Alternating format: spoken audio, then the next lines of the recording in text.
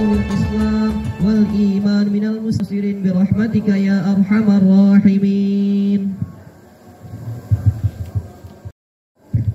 الله أكبر الله أكبر الله أكبر الله أكبر الله أكبر الله أكبر الله أكبر الله أكبر كبيرا والحمد لله كثيرا وسبحان الله بكرة وأصيلا لا إله إلا الله وحده صدق وعده ونصر عبده وأعز جنده وهزم الأحزاب وحده لا إله إلا الله ولا نعبد إلا إياه مخلصين له الدين ولو كره المشركون ولو كره الكافرون ولو كره المنافقون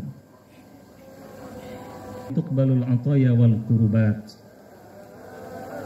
وبلطفه تستر العيوب والزلات الحمد لله الذي أمات وأحيا ومنع وأعطى وأرشد وهدى وأضحك وأبكى وقل الحمد لله الذي لم يتخذ ولدا ولم يكن له شريك في الملك ولم يكن له ولي من الذل وكبره تكبيرا فيا أيها المؤمنون والمؤمنات أوصيكم ونفسي بتقوى الله فقد فاز المتقون واتقوا الله حق تقاته ولا تموتن إلا وأنتم مسلمون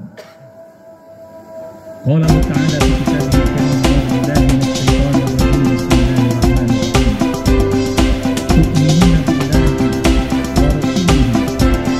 تؤمنون بالله ورسوله وتجاهدون في سبيل الله بأموالكم وأنفسكم ذلكم خير لكم إن كنتم تعلمون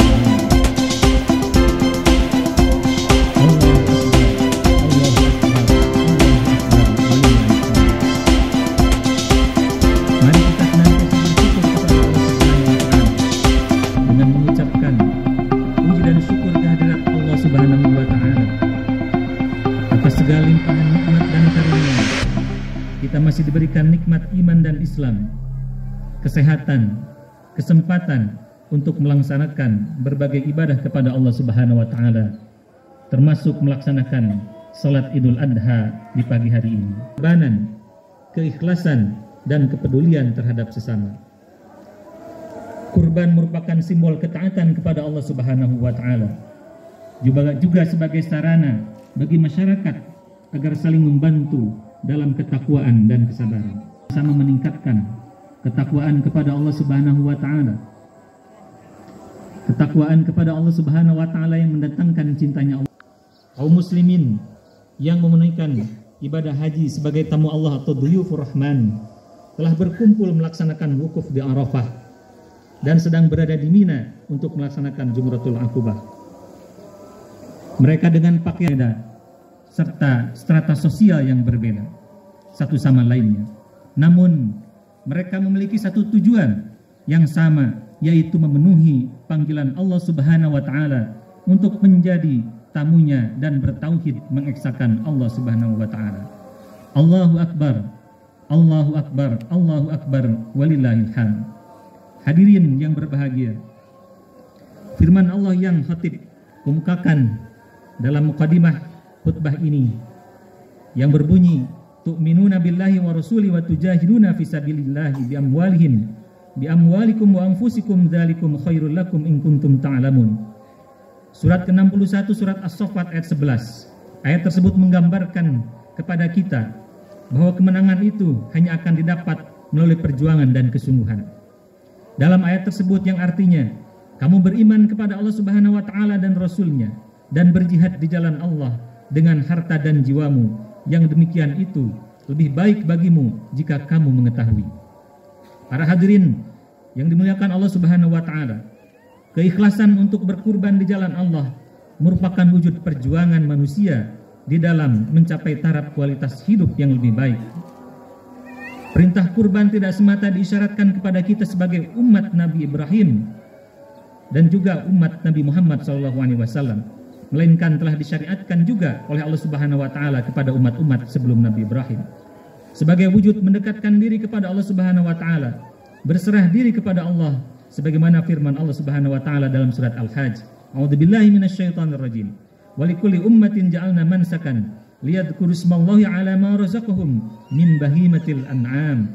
Fa ilahukum ilahu wahid. Falahu aslimu wa basyiril mukhbitin. Bagi setiap umat telah kami syariatkan penyembelihan kurban agar mereka menyebut nama Allah atas binatang ternak yang dianugerahkan kepada mereka. Tuhanmu ialah Tuhan yang Maha Esa. Berserah dirilah kepadanya. Sampaikanlah wahai Nabi Muhammad kabar gembira kepada orang-orang yang rendah hati lagi taat kepada Allah Subhanahu wa taala. Ma'asyiral muslimin rahimakumullah. Berbicara tentang hari raya Idul Adha, maka akan sangat berkaitan dengan peristiwa yang dialami oleh Nabi Ibrahim alaihissalam. Pengorbanan dan perjuangan yang telah dilakukan oleh beliau, istrinya Hajar dan juga anaknya atau putranya Ismail alaihissalam merupakan bagian dari rangkaian perjuangan yang beliau telah awali, yang telah dia rasakan waktu di negara Babilonia, yang mana pada waktu itu beliau diusir oleh Raja Namrud, bahkan diancam untuk dibunuh. Bahkan tidak semerta-merta Raja Namrud waktu itu mengancam untuk membunuhnya, ayahnya pun turut mengancam agar beliau tidak mengganggu ibadah mereka, yaitu menyembah berhala. Para hadirin yang dirahmati Allah Subhanahu wa taala, tidak sampai di situ ujian yang telah Allah berikan kepada Nabi Ibrahim. Lantas beliau di usia yang 90 tahun diminta untuk menyembelih anaknya, putranya Ismail alaihissalam, yang mana telah dinantikan selama 86 tahun. Ma'asyiral muslimin rahimakumullah, dalam Al-Quran telah digambarkan bahwa ujian yang telah diberikan kepada Ibrahim alaihissalam ini merupakan ujian yang nyata, dan Nabi Ibrahim alaihissalam dapat melaksanakannya, melampauinya dengan sempurna. Para hadirin rahimakumullah, dalam Al-Quran disebutkan, a'udzubillahi minasyaitonir rajim, wa idh ibtala Ibrahimu rabbuhu bikalimatin fa'atammahunna qala inni ja'iluka lin-nasi imama qala wa min dzurriyyati qala la yanalu ahdi dzalimin. Ingatlah ketika Ibrahim diuji Tuhannya dengan berbagai kalimat, lalu dia melaksanakannya dengan sempurna. Allah berfirman, sungguhnya aku menjadikan engkau sebagai pemimpin bagi seluruh manusia. Dia Ibrahim berkata, aku mohon juga dari sebagian keturunanku. Allah berfirman, doamu aku kabulkan, tetapi janjiku tidak berlaku bagi orang-orang yang zalim. Ma'asyiral muslimin rahimakumullah, semua ujian itu adalah rangkaian peristiwa yang perlu dimaknai dan diteladani dari hari raya Idul Adha. Sebagai umat Nabi Muhammad sallallahu alaihi wasallam, kita diperintahkan meyakini dan mengikuti agama Nabi Ibrahim sebagaimana dalam firman-Nya, "Tsumma auhina ilaika an ittabi' millata Ibrahim hanifa wa ma kana minal musyrikin." Kemudian kami wahyukan kepadamu, wahai Nabi Muhammad, ikutilah agama Nabi Ibrahim sebagai sosok yang hanif dan tidak termasuk orang-orang yang musyrik. Ayat ini dapat dimaknai bahwa agama yang dibawa Nabi Ibrahim alaihissalam ialah agama tauhid, agama yang lurus.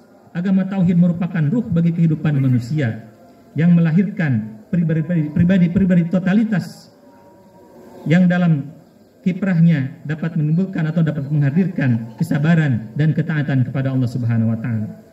Ma'asyiral muslimin wal muslimat jami'atur rahimakumullah.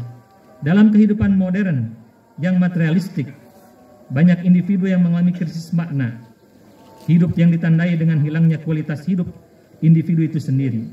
Kehidupan modern yang disrupsi, hidup sibuk tanpa makna, kesunyian di tengah keramaian, bahkan krisis identitas diri yang terfragmentasi, informasi yang begitu banyak kepada kita, sehingga keadaan ini acap kali menjadikan kehidupan ini hilang arah tanpa makna dan tujuan. Yang mudah-mudahan dari itu dapat terwujud hidup dan kehidupan yang lebih bermakna dan penuh berkah.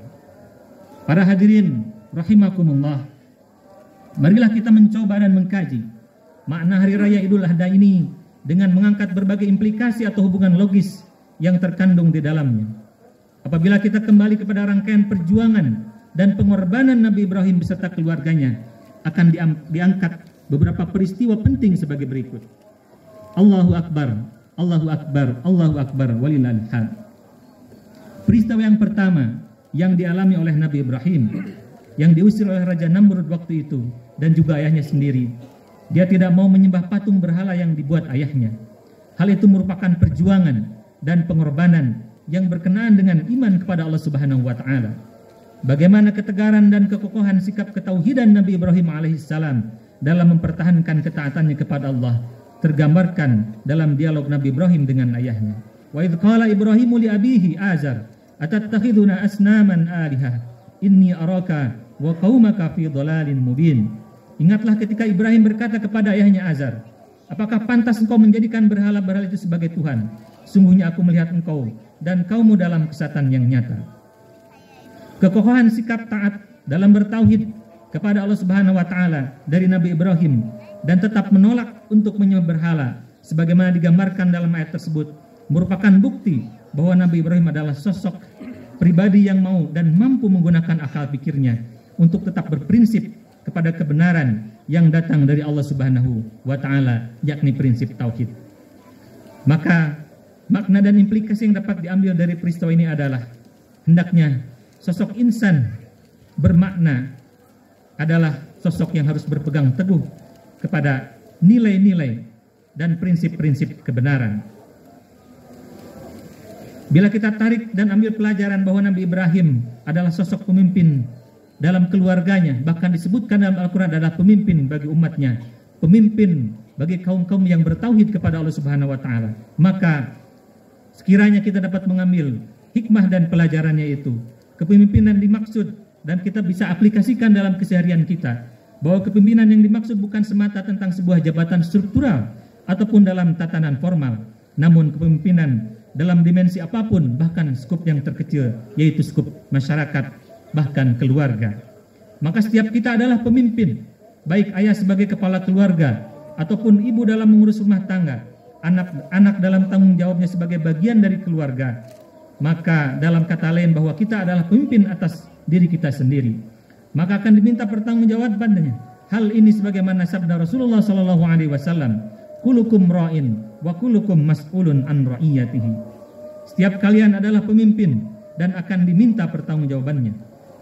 Maka dalam kepemimpinan itu haluslah berbasis nilai, berani untuk memegang prinsip kebenaran, tentunya kebenaran yang islami yang berlandaskan pada nilai-nilai ketauhidan. Allahu Akbar, Allahu Akbar, Allahu Akbar, walillahil hamd. Hadirin yang dimuliakan Allah Subhanahu wa Ta'ala, peristiwa yang kedua yaitu peristiwa tentang Siti Hajar.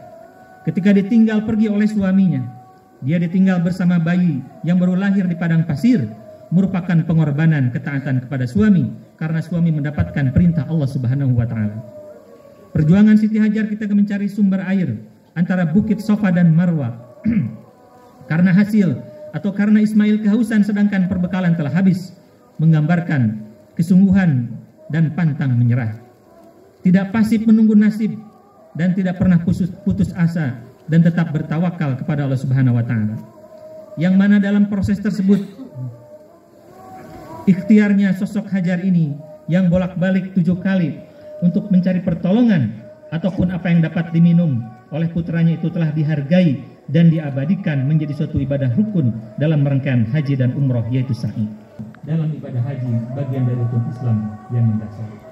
Ma'asyiral muslimin rahimakumullah, dalam perjuangan dan pengorbanan Siti Hajar terkandung makna bahwa krisis bisa menjadi peluang. Pantang menyerah dalam berproses bahkan bisa jadi dianggap kecil proses tersebut, namun dapat berdampak besar dan menumbuhkan kemenangan gemilang. Kita tahu bahwa sebelumnya Siti Hajar dan Ismail berada pada suatu lembah yang tandus yang tidak akan pernah sepi dari pengunjung. Selain itu, memang hidup ini perjuangan dan kehidupan manusia penuh perjuangan. Sebagaimana difirmankan Allah Subhanahu wa Ta'ala dalam surat Al-Bayat, sungguh kami benar-benar telah menciptakan manusia dalam keadaan susah payah. Implikasi yang dapat diambil bagi peningkatan kualitas sumber daya manusia ialah bahwa manusia itu harus berkorban untuk mengembangkan dan mengubah sikap hidup dari sikap pasrah menunggu nasib tanpa meningkatkan kalimah-kalimah Allah, syiar-syiar Allah agar kokoh tegak di muka bumi dan mencegahnya dari berbagai upaya untuk menghancurkannya. Ma'asyiral muslimin rahimakumullah, dan kesungguhan dalam meraih prestasi ini haruslah dilandasi keimanan dan ketakwaan kepada Allah Subhanahu wa taala. Sehingga dengan demikian pribadi insan bermakna tidaklah semata dipandang sebagai perilaku-perilaku ekonomis, tetapi haruslah syarat makna pengabdian dan ketaatan kepada Allah Subhanahu wa taala. Allahu akbar, Allahu akbar, Allahu akbar, walillahil hamd. Peristiwa penyembelihan yang dilakukan Nabi Ibrahim terhadap putranya Nabi Ismail alaihissalam merupakan dasar bagi adanya ibadah kurban. Binatang kurban yang disebut udhiyah atau nahar adalah simbolisasi tadhiyah, yaitu pengorbanan. Baik udhiyah maupun tadhiyah posisinya sama simbolis sebagai ibadah untuk mendekatkan diri kepada Allah Subhanahu wa taala. Jika menyembelih udhiyah merupakan ibadah material yang ritual, maka pengorbanan di jalan Allah merupakan ibadah keadaban yang memajukan sektor-sektor kehidupan yang lebih luas.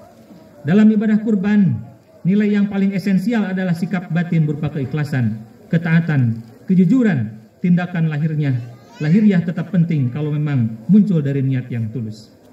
Menyembelih hewan kurban pada hari raya Idul Adha untuk kemudian dagingnya dibagikan kepada yang berhak yang menerimanya mengandung makna dan implikasi bahwa menanamkan kasih sayang dan empati kepada sesama. Namun daripada itu, ibadah kurban, yaitu berupa dibagikannya daging ini, merupakan bagian diberikan kepada orang-orang miskin agar menikmati lezatnya daging hewan. Protein hewani yang berasal dari daging kurban yang dimakan akan dapat memperkuat kondisi dan kesehatan fisik manusia itu sendiri. Ini menunjukkan bahwa bagaimana Islam menaruh kepedulian kepada kesehatan fisik, dan kesehatan fisik adalah suatu yang harus dipelihara dan dijaga karena kualitas kesehatan juga merupakan aspek dari kualitas insan yang bermakna dan penuh berkah. Ma'asyiral muslimin rahimakumullah, yang terakhir, ujian yang paling berat yang datang kepada Nabi Ibrahim ialah perintah menyembelih putranya. Peristiwa yang mengharukan ini telah diabadikan oleh Allah Subhanahu wa taala berupa sebuah dialog dalam Al-Qur'anul Karim. A'udzubillahi minasyaitonir rajim. Falamma balagha ma'ahu as-sa'ya qala ya bunayya inni ara fil manam anni azbahuka fangdur madza tara. Qala ya abati fa'al ma tu'mar satajiduni insyaallahu minas sabirin. Tatkala anak itu sampai umurnya dan sanggup berusaha bersama-sama Ibrahim berkata, "Wahai anakku, sungguhnya aku melihat dalam mimpi bahwa aku menyembelihmu, maka pikirkanlah apa pendapatmu." Maka ia menjawab, "Wahai bapakku, kerjakanlah apa yang diperintahkan Allah kepadamu. Insya Allah kamu akan mendapatiku termasuk orang-orang yang sabar." Perintah ini adalah ujian ketaatan Nabi Ibrahim dari Allah Subhanahu wa taala. Selain sebagai anjuran bagi umat Islam untuk menyembelih hewan kurban setiap tanggal 10 Zulhijjah dan hari Tasyrik, deskripsi historis dari ayat tersebut menggambarkan bahwa Nabi Ibrahim alaihissalam sebagai ayah secara terbuka meminta Ismail putranya memikirkan dan mengambil keputusan dan sikap terhadap perintah Allah Subhanahu wa taala yang diterima ayahnya melalui mimpi. Ismail sebagai putra yang taat kepada orang tua dengan rela mempersilahkan ayah melakukan perintah Allah Subhanahu wa taala tersebut. Menyembelih dirinya dengan doa semoga dia dan ayahnya tergolong kepada orang-orang yang sabar. Dari dialog ini terbetik bahwa makna dan sikap berserah diri serta kesabaran Ismail tumbuh dari pendidikan keluarga yang holistik. Penanaman keimanan sejak dini kepada Ismail dibesarkan dalam suasana musyawarah, terbuka dan saling menghargai antara ayah dan anak yang tergambar di antara aspek pendidikan tersebut. Terjadinya penyakit sosial di masyarakat ataupun permasalahan lainnya seperti kasus kenakalan remaja yang berdampak pada pelanggaran hukum dan norma sosial merupakan dampak dari kerapuhan sendi-sendi tarbiyah atau pendidikan dalam keluarga. Di dalam kehidupan yang semakin kompleks dan penuh ketidakpastian, peningkatan kualitas manusia secara holistik perlu dilakukan melalui upaya sistematik, dan upaya paling strategis dalam memulainya ialah upaya pendidikan dalam keluarga, sekolah, lingkungan, dan masyarakat. Tampak bahwa mewujudkan insan bermakna dan penuh berkah tidak sebatas pada peningkatan perilaku-perilaku ekonomis, melainkan menyangkut peningkatan kualitas manusia secara holistik, baik dari aspek keimanan dan ketakwaan kepada Allah Subhanahu wa taala, kecerdasan dan kreativitas berpikir, kemandirian, keuletan, dan dorongan untuk mencapai hasil amal perbuatan yang sebaik-baiknya, kesehatan fisik, kepedulian sosial, dan adaptasi terhadap perubahan. Allahu Akbar, Allahu Akbar, Allahu akbar walillahil hamd ya rabbal alamin. Ja'alanallahu wa iyyakum minas su'adabil maqbulin wa adkhalana wa iyyakum fi zumratil ibadihil muttaqin. Qala ta'ala fi kitabihil karim, a'udzu billahi minasyaitonir rajim. Qul innama ana basyarum mithlukum yuha ilayya annama ilahukum ilahu wahid. Faman kana yarju liqa'a rabbih falyamal amalan shalihan wa la yusyrik bi ibadati rabbi ahada. Barakallahu li wa lakum fil Qur'anil azim. Wa nafa'ani wa iyyakum bima fihi minal ayati wa dzikril hakim. Wa taqabbalallahu minni wa minkum tilawatahu innahu was samiul alim. Allahumma salli ala sayyidina. Allahu akbar, Allahu akbar, Allahu akbar, Allahu akbar walillahil hamd. Walhamdulillahi katsiran wa subhanallahi bukratan wa asila. La ilaha illallah wahdahu la syarikalah. Lahul mulku wa lahul hamdu yuhyi wa yumiit wa huwa ala kulli syai'in qadir. Allahumma salli ala sayyidina Muhammad wa ala alihi wa sahbihi ajma'in wa ala tabi'in wa tabi'it tabi'in wa man tabi'ahum bi ihsan ila yaumiddin. Wa radallahu anna wa anhum bi rahmatika ya arhamar rahimin. Amin ya Allah ya rabbal alamin. Allahumma ighfir lil mu'minina wal mu'minat innaka sami'un qaribun mujibud da'wati ya qadiyal hajat. Allahumma ansur ummata sayyidina Muhammad. Allahumma aslih ummata sayyidina Muhammad. Allahumma ansur ummata sayyidina Muhammad. Allahumma ansur man nasarad din wakhdhul man khadalad din. Allahumma adfa'anna al-ghala wal bala wal waba wal fahsya wal munkar wal bagh was suyuf al mukhtalifata was shada'id wal mihan ma zahara minha wa ma batan min baladina hadha khassah wa min buldanil muslimina 'amah ya rabbal alamin. Allahumma a'izzil islam wal muslimin wa ahlikil kafara a'da'ana ad-din a'da'ana wa a'da'ad din. Allahumma aqsim lana min khasyatika ma tahulu bihi bainana wa baina ma'asik wa min ta'atika ma tuballighuna bihi jannatak wa minal yaqini ma tuhawwinu bihi alaina masa'ibad dunya. Allahumma ya Allah ya rabbal alamin mati'na bi asma'ina wa absarina wa quwwatina ma ahyaytana waj'alhu warithan minna waj'al tha'rana ala man zalamana wansurna ala man 'adana wa la taj'al musibatana fi dinina wa la taj'alid dunya akbara hammina wa la mablagha ilmina wa la tusallit alaina bi dhunubina man la yakhafuka wa la yarhamuna. Rabbana ighfir lana wa li ikhwanina alladhina sabaquna bil iman wa la taj'al fi qulubina ghillan lil ladzina amanu innaka ra'ufur rahim. Allahumma akhrijna min dhulumatil wahmi wa akrimna bi nuril fahmi waftah lana abwabal ilmi wa zayyina bi akhlaqil hasanah wal hilmi. Ya Allah ya rabbal alamin, keluarkanlah kami dari keraguan-raguan, kegelapannya ragu-ragu, dan keluarkanlah kami ya Allah dari zulumatil fahmi, kegelapannya ya Allah tidak atau kurangnya pemahaman. Muliakan kami dengan cahaya pemahaman, bukakanlah bagi kami ya Allah pintu ilmu, dan hiasilah kami dengan akhlak yang baik dan kasih sayang. Allahumma ya Allah ya rabbal alamin, Allahumma ighfir lana dzunubana wa kaffir anna sayyi'atina wa tawaffana ma'al abrar.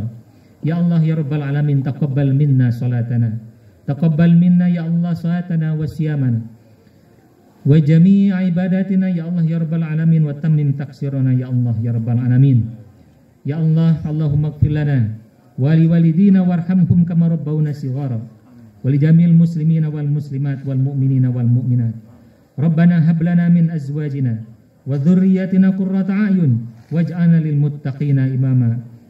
Allahumma ya Allah ya rabbal alamin, jadikanlah ibadah kami sebagai ibadah yang Engkau terima dan Engkau ridhoi, karena Engkau maha mendengar dan maha mengetahui ya Allah ya rabbal alamin.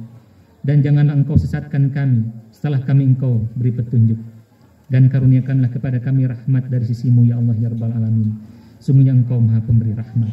Rabbana atina fid dunya hasanah wa fil akhirati hasanah wa qina adzabannar. Wa sallallahu ala sayyidina Muhammad wa ala alihi washabbihi wasallam walhamdulillahi rabbil alamin. Assalamualaikum warahmatullahi wabarakatuh.